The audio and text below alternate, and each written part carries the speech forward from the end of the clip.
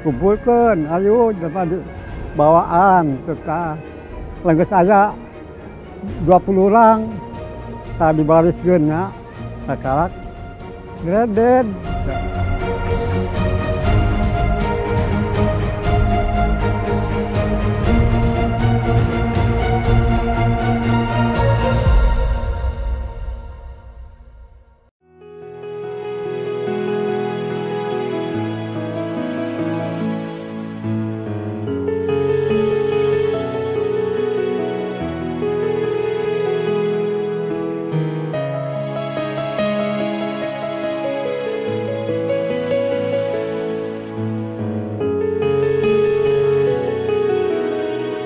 Warga menyebutnya Kali Rawagede.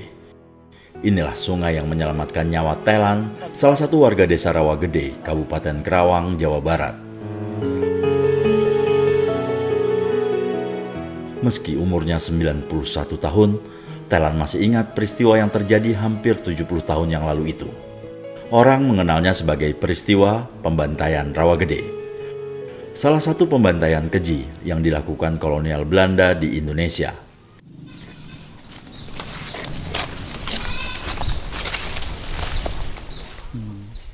Saat kejadian, Telan masih berumur 22 tahun. Ia tak sendiri saat menceburkan diri ke Kali Rawagede. Namun hanya dirinya yang lolos dari penangkapan. Dari balik persembunyiannya, Telan melihat puluhan warga desanya dieksekusi. Jam 5 subuh, ada letusan di wetan. Maka kalah keribut, ternyata. Nyamannya masing-masing nyumputnya. Ya, kurangnya di kali ya, cuman ada anjing lacak. Jadi di angkatan di kali di mata asal gogok teranggo Belanda, ditodong di nyakene, itu jelas nama. Anjing lacak. Tapi kedua lungan rumput tadi kali. Termasuk Mang Telan di Walungan. Kurangnya di dia, alhamdulillah kepanggil.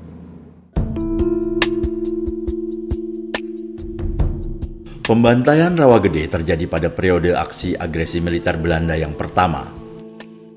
Alih-alih mengakui kemerdekaan Indonesia yang telah diproklamirkan Agustus 1945, Belanda malah berusaha mengembalikan kekuasaan kolonialnya. Apa yang terjadi antara 45 sampai 49 itu adalah perang yang dipaksakan oleh Belanda kepada bangsa Indonesia yang sudah merdeka. Karena pikiran mereka adalah masih pikiran kolonialistik. Jadi dia masih mau mengembalikan kekuasaannya kepada bekas jajahannya, bangsa yang dijajah dan negeri yang dijajah. Padahal bangsa dan negeri yang dijajah ini sudah menyatakan kemerdekaannya. Pasca proklamasi, para pejuang Republik makin bersemangat melakukan perlawanan terhadap Belanda. Di wilayah Jawa Barat, ada Kapten Lukas Kustarjo yang dikenal sangat berani melakukan penyergapan terhadap pos dan patroli tentara Belanda. Karena keberaniannya, Kapten Lukas dijuluki Begundal Karawang. Tentara Belanda berusaha menangkapnya hidup atau mati.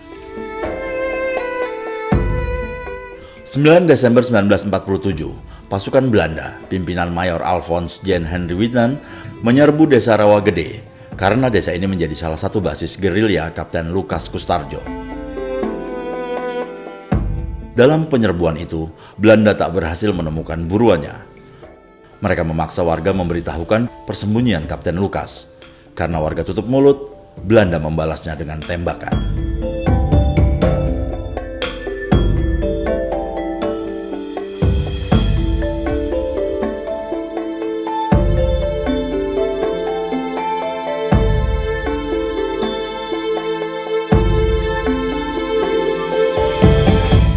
Awalnya korban peristiwa Rawagede dimakamkan oleh keluarga mereka masing-masing.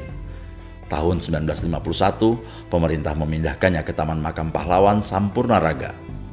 Ada 181 makam yang berhasil dipindahkan. Sebenarnya rakyat itu terlibat sebagai pejuang. jadi orang yang dibunuh di Rawagede, itu jangan dianggap sebagai sesuatu hal yang sekedar mati konyol. Enggak, itu menunjukkan bahwa rakyat di sekitar situ itu patriot sebenarnya.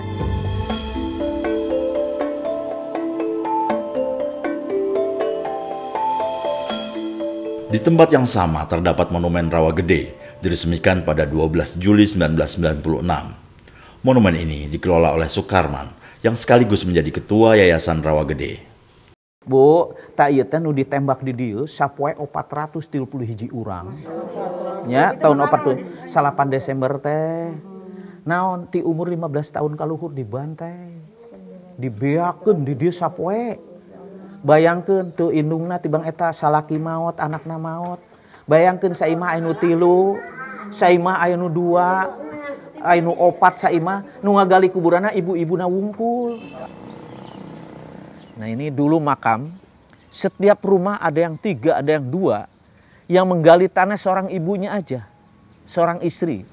Anaknya 2, bapaknya atau suaminya meninggal dengan pakai bedog, pakai golok gitu. Galinya paling 1,5 meter. Ditutupin pakai jendela, dikubur, dibungkus kain kapannya oleh spray atau oleh kelambu, oleh kain.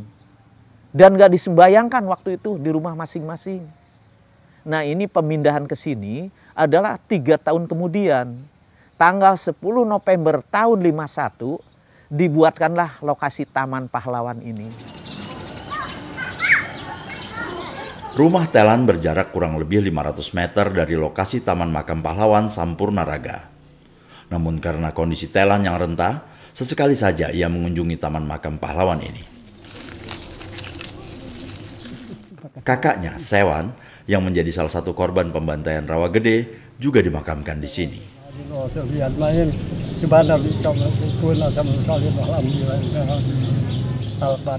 Jadi dia mau beli itu jual beras, Sabojong, itu di Sapur ada Belanda. Oh, jangan kemana-mana, diam sini. Kata Belanda. Saya kumpulkan. Jadi dibantai. Bantai di nyaken itu. Ke di tiang terah, ada 20 orang mah, singglepak ke gitu. Sudah pada mati. Oh, anu yeun aja.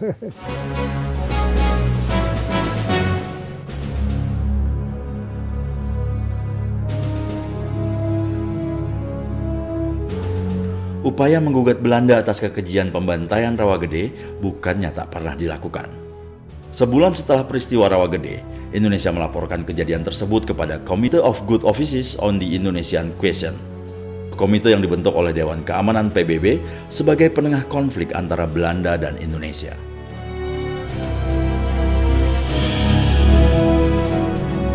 Padahal komite ini baru saja dibentuk 25 Agustus 1947 sebagai bagian dari perjanjian gencatan senjata antara Belanda dan Indonesia. Artinya, hanya berselang 3 bulan setelah komite ini dibentuk, Belanda melakukan pembantaian Rawagede.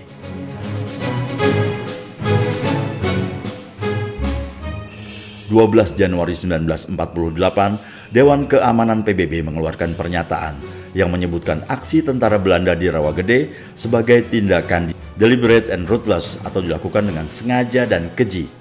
Namun tak ada tindak lanjut dari pernyataan itu.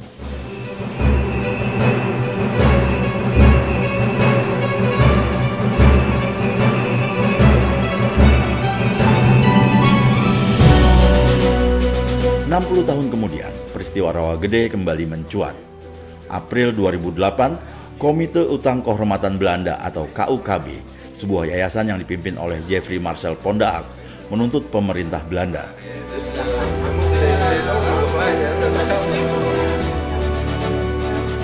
KUKB didampingi Lisbeth Sackveld, seorang pengacara asal Belanda yang banyak memenangkan kasus-kasus korban kejahatan perang.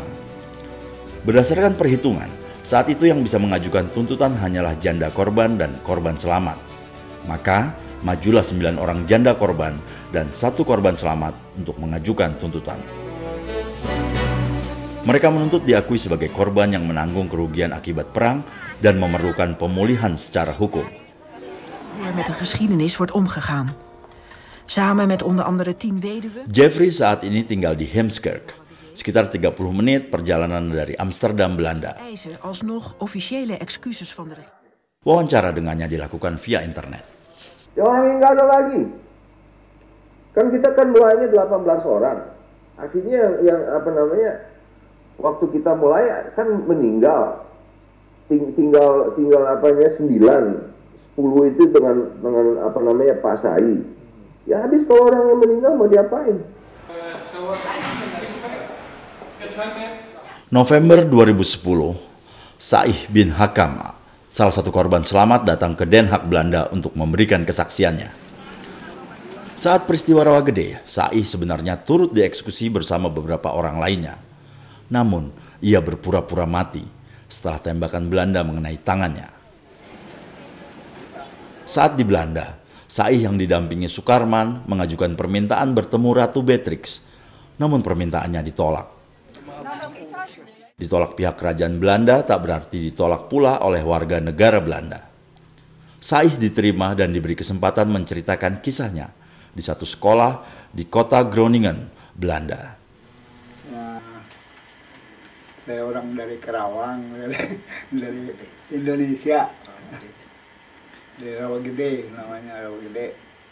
Dia cerita di situ murid-murid sampai bengong. Murid-murid di situ sampai tidak menyangka bahwa beliau itu tidak ada dendam sama sekali terhadap Belanda.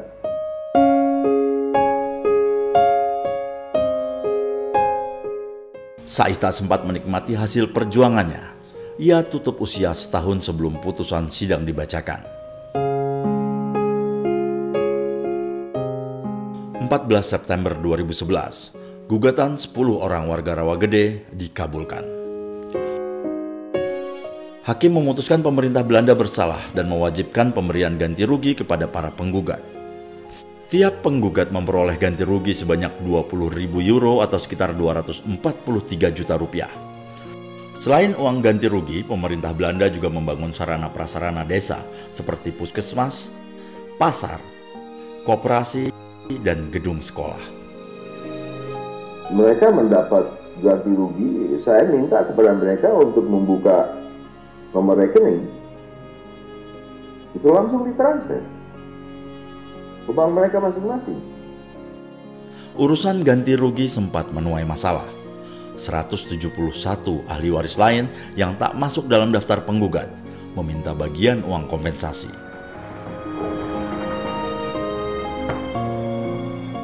Jadi yang 2 miliar lebih itu tadinya untuk masuk ke rekening 9 orang, jadi ada penyisihan sebagian 50% gitu kepada yang lainnya, yang termasuk ahli waris tersebut. Tiap penggugat akhirnya merelakan 50% uang ganti rugi dipotong untuk kemudian secara bersama-sama dibagikan kepada 171 ahli waris korban lainnya. Babak pembagian uang ganti rugi yang menimbulkan masalah telah usai.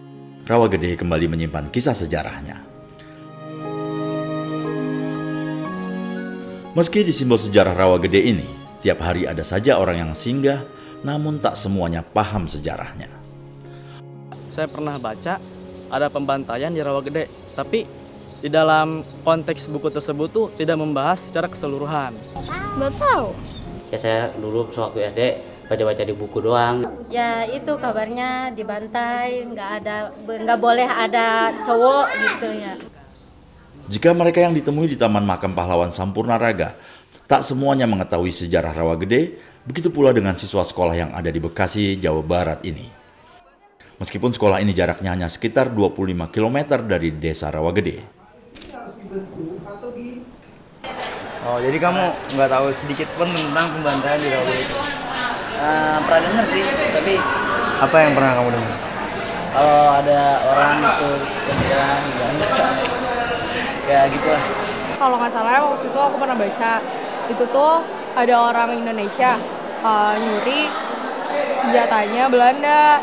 Nah terus orang Belandanya nyari-nyari orang itu, tapi yang dibantain malah semua orang. Saya pernah baca, waktu itu pernah waktu saya itu pernah baca puisinya Khairul Anwar yang Antara Karang sama Bekasi, terus habis itu bawahnya ada katanya terinspirasi oleh Rawagede. Rawagede apaan? Saya kan nggak tahu nih. Pas agresi militer Belanda 1 kalau nggak salah ya. Terus dia kayak gitu. Tapi aku sendiri nggak ngerti detailnya dan aku nggak tahu kenapa Belandanya datang ke Indonesia lagi gitu. Aku nggak ngerti kenapa. Dengan pemahaman para murid yang beragam, menjadi sangat penting bagi guru untuk memasukkan muatan sejarah lokal dalam pelajaran sejarah. Di lokalitas tertentu kan kita nggak muncul gitu. Contoh di Rawagede, nah ini akan saya munculkan gitu. Rawagede, Bekasi, antara Kerawang Bekasi ini kan basis pejuang gitu. Basis pejuang di mana ini yang harus kita ketengahkan ke anak-anak lokalitas kita, daerah kita dulu basis pejuang gitu. Kamu tidak akan pernah mengenali Indonesia tanpa mengenal sejarah. Kamu tidak bisa menempatkan Rawagede di mana kalau kamu tidak tahu sejarah. Rawagede itu terjadi tidak dengan tiba-tiba dan tidak tanpa sebab. Dan itu hanya bisa diketahui dengan sejarah.